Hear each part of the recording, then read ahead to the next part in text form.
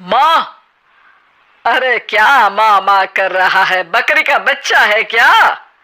अरे माँ मजाक छोड़ो, मुझे फाइनली वो मेन चौराहे वाली दुकान मिल गई है।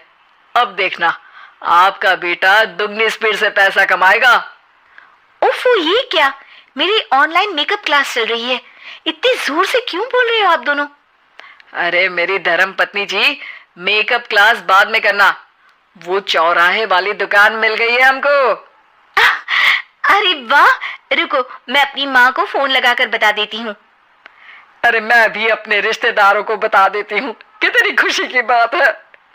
हाँ हाँ, मैं भी अपने दोस्तों को बता देता हूँ, 1 हफ्ते बाद रजिस्ट्री है।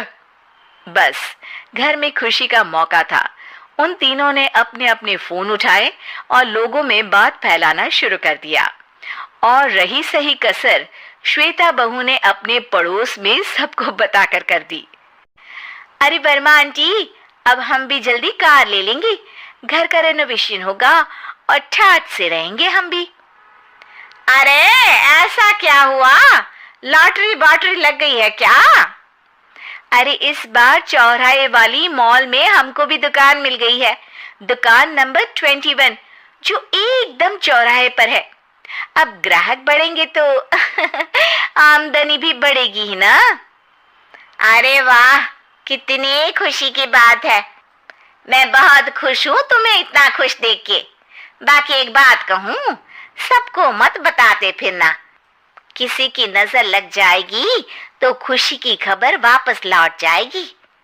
हैं? ऐसे थोड़ी ना होता है, अब डरा रही हो। अरे सही कह रही हूँ, काली नजर कहते हैं इस चीज को, जब आप किसी को कुछ बताओ और वो काम बिगड़ जाए। अरे लेकिन मैं तो। तुमने सबको बता दिया ना? हाँ, फोन लगा लगा के। अब बच के रहना, काली नजर बड़ी खतरनाक होती है। श्वेता इतनी खुश रहती है कि वो वर्मा आंटी की बात पर ध्यान ही नहीं देती, जबकि पड़ोस में और भी लोगों से खुशी की खबर शेयर करती रहती है। अगले दिन राजेश बहुत दुखी होकर घर आता है। अरे बेटा क्या हुआ, मुंह क्यों सूजा हुआ है, मधुमक्खी ने काट लिया क्या? माँ, वो दुकान किसी और के पास चली गई, किसी ने ज्यादा भाव लगा दिया। अरे पर बात तो आपसे हुई थी ना उस दुकान वाले की। हाँ, आज मैं टोकन अमाउंट देने गया था, तब मुझे पता चला, कोई आकर सुबह मुझसे पहले ही ज्यादा अमाउंट दे गया। काली नजर। क्या हुआ? क्या कहा? वर्मा आंटी ने समझाया था कि किसी को बताना मत, वरना काली नजर लग जाएगी। अच्छा, तुम्हें उनकी बात मान लेनी चाहिए थी। उनकी बात मान लेती, लेकिन उसके पहले ही सबको बता चुके थे ना हम तीनों। अरे अगली बार से ध्यान रखेंगे, कोई भी नई चीज होगी तो किसी को नहीं बताएंगे। तीनों कुछ दिन ऐसे ही रहते हैं, पर एक दिन श्वेता को एक मेल आता है। राजेश, मेरा ऑनलाइन मेकअप कोर्स कंप्लीट हो गया, अब मैं खुद का पार्लर खोल सकती हूँ। अरे वाह, अपने मोहल्ले में ही खोलते हैं, ये जो घर के सामने दुकान है ना, वहीं। हाँ, यहाँ सस्ती भी मिल जाएगी। अगले दिन श्वेता वर्मा आंटी के पास जाती है, मिठाई का डब्बा लेकर। अरे आओ आओ, कैसे आना हुआ? जोर से नहीं बोलूंगी। वो सामने वाली दुकान है ना, वहां मैं अपनी पार्लर की दुकान खोलने वाली हूँ, उसकी मिठाई है। अरे वाह, बहुत बधाई हो तुमको। हाँ, मैं कमाने लगूंगी तो राजेश पर पूरे घर का बोझ नहीं रहेगा ना आंटी जी। ये तो है, पर ये बता कि तूने ये बात किसी और को तो नहीं बताई ना? अरे नहीं नहीं, पिछली बार गलती कर दी थी, काली नजर लगी किसी की और राजेश के हाथ से वो दुकान चली गई थी। सबको मत बताना। चलो मैं चलती हूँ, कल दुकान की बात करने भी तो जाना है। अगले दिन श्वेता दुकान के लिए मालिक से बात करने जाती है। अरे लेकिन दुकान तो हम कल रात को ही किसी को दे चुके हैं। कल ही? हाँ कल ही, 2 दिन बाद कोई यहाँ पार्लर भी खोल लेगा, अब कहीं और दुकान देख लीजिए। अरे पर हमको भी तो पार्लर ही खोलना था। भैया एक ही दुकान है, आधी आधी तो नहीं दे सकता ना मैं। राजेश और श्वेता घर पर हताश होकर आ जाते हैं। इस बार तो किसी को बताया भी नहीं था, अब किसकी काली नजर लग सकती है? सुनो, तुमने माँ को बताया था क्या? अरे कैसी बात कर रही हो, माँ की नजर थोड़ी ना लगेगी। पक्का तुमने किसी को नहीं बताया था ना? सिर्फ वर्मा आंटी को बताया था, उन्होंने ही मुझे किसी को नहीं बताने को कहा। अरे यार तुम भी सही हो, मेरी माँ को नहीं बताने को कह रही हो, पर वर्मा आंटी को बताना तुम्हें जरूरी लगा। अरे वर्मा आंटी ने ही तो काली नजर के बारे में बताया था ना, वो हमेशा हमारा भला ही तो चाहती है।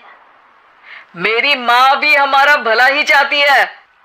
अरे पर चिल्ला क्यों रहे हो? बात नहीं कर सकते क्या आराम से? नहीं आता वो आराम से बात करना, और करना भी नहीं चाहता हूं मैं। दुकान जाने का दुख गुस्से में बदल गया था और राजेश और श्वेता में बात बंद हो गई थी। 2 दिन बाद मोहल्ले में पार्लर का इनॉग्रेशन हुआ, जिसमें मोहल्ले के सभी लोगों को बुलाया गया, पर श्वेता, राजेश और माँ नहीं जाते। माँ अंदर आ जाओ, क्या देख रही हो? अरे नया पार्लर देख रही हूँ अपने आंगन से। देखो, माँ को दूसरे का सुख देखने में कितना मजा आ रहा है, मेरा दुख नहीं दिख रहा इन्हें। यहाँ मेरा पार्लर भी तो हो सकता था। अरे चुप रहो यार, हर बात में लड़ाई क्यों ढूंढ रही हो? राजेश और श्वेता फिर बहस करने लगते थे। तभी माँ ने दोनों को बाहर बुलाया। अरे जरा देखो तो, दुकान चलाने वाले का बोर्ड पर नाम क्या लिखा है? श्रुति वर्मा। गाड़ी निकाले बेटा, हमें कहीं जाना है। काली नजर का इलाज कराने। राजेश अपनी बाइक निकालता है। तीनों ट्रिपलिंग कर रहे हैं। माँ राजेश को उस मॉल वाली दुकान पर लेकर जाती है जहां राजेश अपनी दुकान खोलने वाला था। यही दुकान लेना चाहता था ना तू? हाँ, पर इनको भी दुखी करने लेकर आई हो क्या यहाँ पर दुकान दिखाकर? वह काफी नहीं था? अरे श्वेता थोड़ा सब्र रख, अभी पता चलेगा कि हम यहाँ क्यों आए हैं। बता, इस दुकान चलाने वाले का नाम क्या है? अनुपम वर्मा। कुछ समझ में आया? वो दुकान वाली श्रुति वर्मा, ये दुकान वाला अनुपम वर्मा, और हमारे पड़ोस में हमने उस दुकानों के बारे में बताया किसको था? अब वर्मा आंटी को। मतलब वर्मा आंटी ही हमारा काम बिगाड़ रही है? नहीं नहीं, ऐसा नहीं हो सकता, ये बस इत्तेफाक है। राजेश अपना फोन निकालता है और श्रुति वर्मा और अनुपम वर्मा के नाम फेसबुक पर सर्च करता है, जहां ये दोनों ही वर्मा आंटी के रिश्तेदार होते हैं। श्वेता को समझ में आ जाता है कि वर्मा आंटी की ही नजर खाली नजर है। अब क्या करना है? कोई भी खुशी की खबर हो तो काली नजर से बचना है, यानी वर्मा आंटी से बचना है। अरे पर मुझे ये समझ में नहीं आया कि वो हमारे साथ ऐसा क्यों करेंगी। अरे बेटा, एक सीख है, दूर के आदमी को आपकी तरक्की से कम परेशानी होगी, पड़ोसी को ज्यादा। दोनों माँ की बात में हामी भरते हैं और अगला काम चुपचाप करने की कसम खाते हैं, ताकि आगे से वर्मा आंटी कोई काम ना बिगाड़ सके।